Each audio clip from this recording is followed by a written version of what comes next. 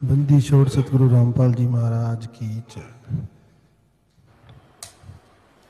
दास ने जनवरी 2006 में सदुपदेश प्राप्त किया गुरुदेव से, और उसके बाद दास के जीवन में कुछ प्रारब्ध संकट भी आए। कुछ समस्याएं ऐसी आई जिनको स्वयं परमात्मा के सिवाय और कोई सुलझा नहीं सकता था। दास के पास एक पुत्री थी और उसके बाद दास की बेटी को गर्भ था, तो कुछ डॉक्टरों ने उन्हें बेटी बता दिया था कि उनके गर्भ में बेटी है। उसके बाद वो भी उन्होंने एक दो डॉक्टर के पास गर्भपात करवाने की कोशिश भी की थी, लेकिन जब भी वो जहाँ जाती थी तो डॉक्टर कह देते थे कल को आना, और दूसरे दिन वो कहते थे ना भाई हम नहीं ये काम कर सकते। हमें तो रात में सपने में इतने परेशान रहे कि मतलब हमें तो ये कहा गया कि इस बच्चे को हाथ ना लगाया जाए। तो 2-3 डॉक्टर्स ने जब जवाब दे दिया तो फिर वो मतलब पहले दिन ये लड़की, इसकी पत्नी को गर्भ था और पहले आपके पुत्री थी, पहले पुत्री थी, दूसरी भी डॉक्टरों ने बता दी ये पुत्री है। तो इन्होंने सोचा कि इसका गर्भपात करवा जाओ, डॉक्टर चेक करें और बता दें पुत्री है, कल आ जाना।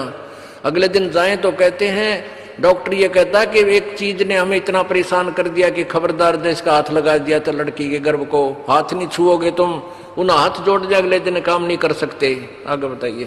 तो परमात्मा की दया से मैं तो बहुत डर गया, क्योंकि हमारी बरादरी एक लुबाना बरादरी है, वो इस मामले में जनी बहुत बदनाम है कि वहाँ बेटियों की जब शादी करते हैं तो शायद लाखों की बात नहीं रही, अब करोड़ों का दहेज देने वाली बात हो गई।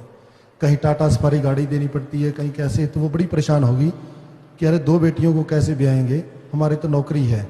हमारे बरादरी में ज़्यादातर विदेशों में लोग चले जाते हैं और वहाँ पे काफ़ी इनकम हो जाती है उनकी, तो उसके मुकाबले हम नौकरी पेशे वाले उतना अच्छा नहीं कर पाते। तो उस वजह से मैं भी परेशान था। तो लेकिन जो मर्यादा थी गुरुदेव की, ये दहेज भी नहीं देना हमने, और वो तो अब भी हम उस पर कायम रहेंगे, बिल्कुल नहीं देंगे, चाहे बेटी घर में बैठी रहे। और वो लड़की, इसकी पत्नी ने उपदेश नहीं ले रखा था, इस बच्चे ने अकेले ने उपदेश ले रखा था उस दौरान, ऐसा ही है। हाँ जी। उसके बाद फिर वो काफ़ी भला बुरा भी बोलती थी कि आपके गुरुजी की वजह से मैं 2 बेटियों की अब माँ बन जाऊंगी। तो खैर परमात्मा की दया हुई, मैं डरता डरता जब डिलीवरी का टाइम आया, अम्बाला में डिलीवरी थी, मेरे ससुराल अम्बाला कैंट में थे, तो मैं गया डरता डरता। तो मैं बैठा बड़ा मायूस सा हुआ कि अरे अब तो मेरी भक्ति में बहुत बड़ी बाधा बनेगी, ये तो सारी उम्र मेरे को ताने देगी और मेरे लिए तो नर्क बन जाएगा जीवन। लेकिन परमात्मा की ऐसी दया हुई, एक नर्स आई दौड़ी दौड़ी, कहती बधाई हो। तो मैंने इधर उधर देखा कि शायद किसी और को बधाई दे रही, मेरी तो बेटी होनी थी। तो मेरे ससुराल वाले भी मेरी तरफ काफी देर, मेरा ससुर और मेरी सास दोनों नहीं बोले, मेरे साथ ऐसे घूर घूर के देखते रहे कि इसने गर्भपात नहीं होने दिया। वो भी इतनी दुखी थी कि इसने गर्भपात नहीं होने दिया, एक बेटी और होगी आज। तो ससुराल वाले भी से दुखी थे। गुरु वचनों पर टिके हुए, अपने मन को बांधे हुए हम बैठे रहे वहां पे, जो होगा देखी जाएगी, परमात्मा साथ है। तो उसके बाद वो नरस आई, बेटा हुआ, नरस आई, उसने कहा बधाई हो आपके पुत्र हुआ है, बोलो सतगुरुदेव की जय। तो मेरे ऊपर तो परमात्मा ने इतनी दया की, जब मैं शरण में आया था तो मेरे दास के ऊपर कोई भी किसी प्रकार का संकट नहीं था, ज्ञान सुनकर आया था और ज्ञान अच्छा लगा। इसलिए संत था जिसको ये अपने सिरसा वाले जी महाराज जी, उनसे मैंने उपदेश ले रखा था। उनको मैंने कई लेटर लिखे, मैं आईएएस की तैयारी किया करता था इंडियन एडमिनिस्ट्रेटिव सर्विसेज के लिए। तो मेरे प्रीलिम एग्जाम पास हो जाया करता था, मेंस भी पास हो जाया करता था। तो संत को फिर मैं लिखा करता था कि आप दया करो जी हम पर, तो कहता हो जाएगा, सुमरन करते रहो। फिर मैं पढ़ाई में कम, सुमरन में ज्यादा ध्यान देता था और मेरा आई बार फेल हो जाता था। परमात्मा की बड़ी दया रही कि मैं उस समय आईएएस नहीं बन पाया। अगर मैं उस समय आईएएस बन जाता तो मैं सारा श्रेय संत को दे देता और आज ये बात तो मेरे वो सरसा वाले महाराज से उपदेशी था ये।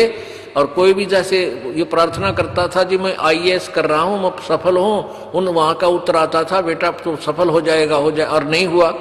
तो कहते हैं ये कह रहे हैं कि अगर मैं आईएएस बन जाता था मैं उस महाराज ने कद्दे नहीं छोड़ दूँ, बनना था अपने प्रारंभ से।